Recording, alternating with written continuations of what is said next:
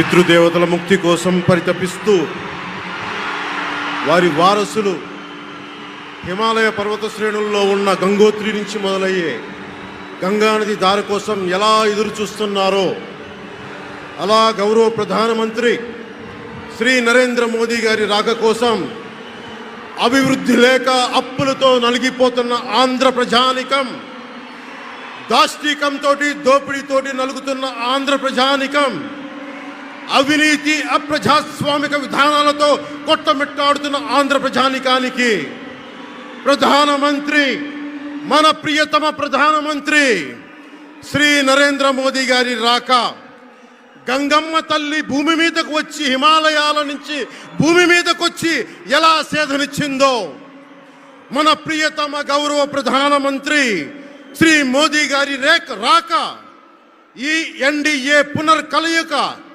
5 కోట్ల మంది ప్రజలకి ఆనందాన్నిచ్చింది.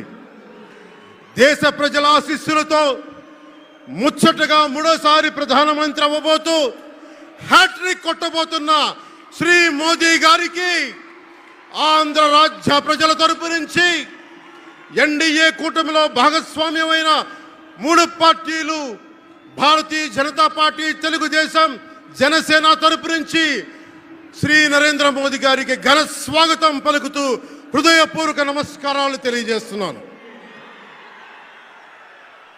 2014లో తిరుపతి బాలాజీ వెంకటేశ్వర స్వామి సాక్షిగా ఈ పొత్తు మొదలైంది. ఈ రోజున ఇక్కడ 2024లో బెజవాడ కనకదుర్గమ్మ సాక్షిగా ఈ పొత్తు వేరే రూపం తీసుకోబోతుంది. దుర్గమ్మ తల్లి స్వయంగా ఆశీర్వదిస్తుంది.